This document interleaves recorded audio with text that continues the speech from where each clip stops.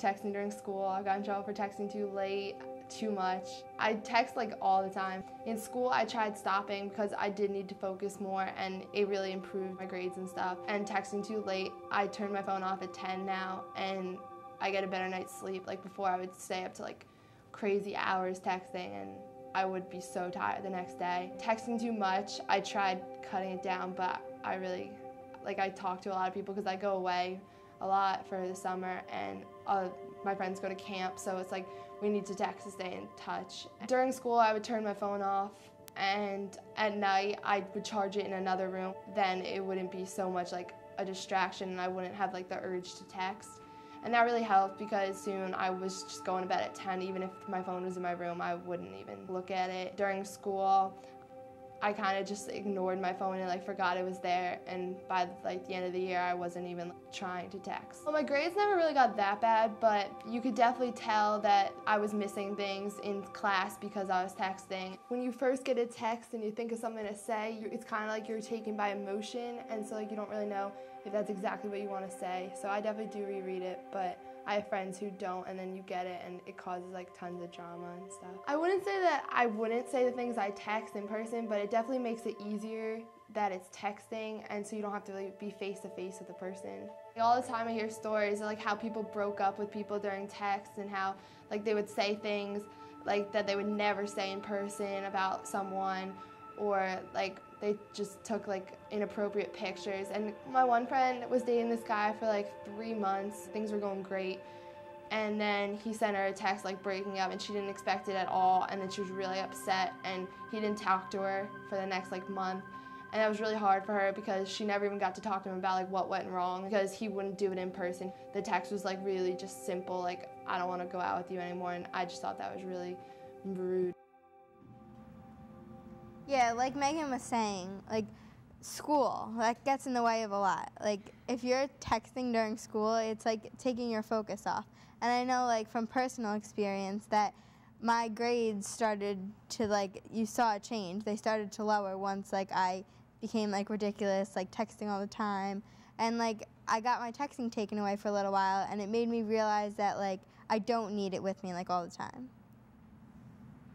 I think that texting and trouble are almost synonymous, because I've had times where I've sent text messages to my friends and they completely misunderstand my meaning. So I've learned from that mistake, and I now, in my text messages, I put sarcastic, or I'm kidding, or do not take this the way you read it, just to make sure that they don't hate me for the next 8 years. But at the same time, I think that what Megan was saying, when you are so impersonal via text message, it can be really hard, and it can stir a lot of trouble. I mean, you can't text message breakup.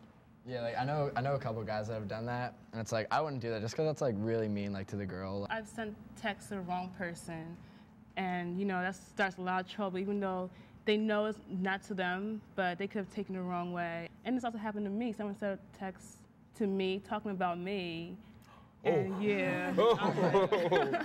So you be careful when you send text and take your time. Yeah. I actually once was hanging out with a few friends, and we met up with some people, and one of them was talking to me, and he showed me a picture that he was sent over text. Now, this is not something you should send. And he was like, this was sent to me 20 minutes ago, and I can guarantee you over 1,000 people have seen it already. Because he was in a public school with over 1,000 kids, and it just went around and around, and I was like, oh man, that's not cool.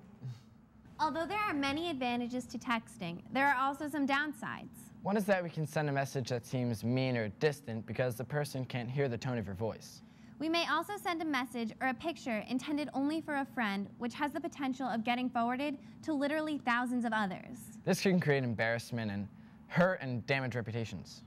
Let's go back to the teens on the street and find out if they have ever said anything in a text that they normally wouldn't say in person. And if they have ever sent or received a hurtful or confusing text. Do you find that when texting you may say things that you wouldn't normally speak to a friend in person or on the phone? Yes. If they ask me if I like someone, I don't dare to say it in person, but I say it by texting. I feel more comfortable that way. Not all the time, because sometimes I get embarrassed. I say a lot of stuff that I wouldn't say on the phone through text. No, just normally say what I would say. Whatever I say in a text is usually what I'd say in person. Anything I really say in a text message, I would say in person. You're not really with them. I mean, you can say whatever you want. Yeah, it's actually different than talking real life. rather than texting, because you use different language. You're not on the phone with the person directly, so there's not enough pressure. If I text it, I'll probably say it like in person or on the phone too. I don't normally say LOL. Also, I think I'm a little more like brazen when I'm texting because you can't see the person. You don't know how they're gonna react, and like, I mean, you could mean something for serious that they would take as sarcasm, so you can kind of get away with a lot. Well, have you ever received or sent confusing or hurtful information via text? No, I usually text nice things. I don't think so. No, not really. No, I never done that. Maybe once when I was breaking up with my boyfriend or something. Yeah, I have. All the time. Like an hour ago, someone told me I was annoying. They were like, oh, you're annoying, and then they texted me back and they're like, so where are you? Sometimes I text and people don't understand what I'm saying. Maybe joking around to my friends, but nothing serious. Sometimes people, or especially guys, will play like jokes. Well, they'll send you like a mean text and be like, oh, just kidding, but they weren't really. I don't do that stuff to like hurt people because that's not how I am. Like I have, you know, good morals and stuff, so I don't really hurt people with my texting and stuff. Do you guys find that you say things in a text that you normally wouldn't say in person, or have you ever received anything hurtful or confusing in texts? I'm sort of like you. When I send text messages, I think more about what I'm saying. I know that definitely my vernacular is a lot bigger via text message, and I definitely watch how I'm placing my words together. Like syntax is important to me, and I have perfect grammar. I use semicolons. I'm the only person I know who uses semicolons in text messages. A lot of times I feel, and I know this is a mistake, but like I gossip a lot during text messages. For some reason I feel like it's not going to get around because it's like someone will ask me like, oh, I heard you were talking about so-and-so, and I'll be like, oh yeah, I was, what's up? Like, cause I don't know, cause I think that it's not that big of a deal. And then I realize like, oh, that person's probably gonna find out now. Yeah, like when it comes to saying things that I wouldn't normally say like in person, I know like with girls we're very like loving, like, oh, I love you, like on a text message, and it's kind of more awkward saying it like in person. So like I know like that when it comes to that, I definitely say it via text. But sometimes even like when I have the more serious conversations and I want to thank my friend for like being there, like it's kind of hard for me to say it face to face, like thank you for being a good friend. It's a lot more easier just saying it in a text. You get a lot like bolder, like you think you're like invincible through text message. A lot of my friends do that. They can't like see the other person's reaction, so like it's not like they're hurting the other person. And I know a couple of my bros, like they like to spit out more game. Like with girls, like they won't have their guts to say it to the girl to their face, but when it's texting, it's like they go right in for the kill every time. It's like I like to dodge conversations if they get bad. Like if someone's like starting to either really get confusing or really starting to get me mad, I'll like stop answering, and then when they ask me later, they'll be like, "What happened?" I'll be like, "Oh, I fell asleep." Yeah, and they can't tell if I'm serious. I'm texting, so they can't tell if I'm serious. Me right back 8 hours later.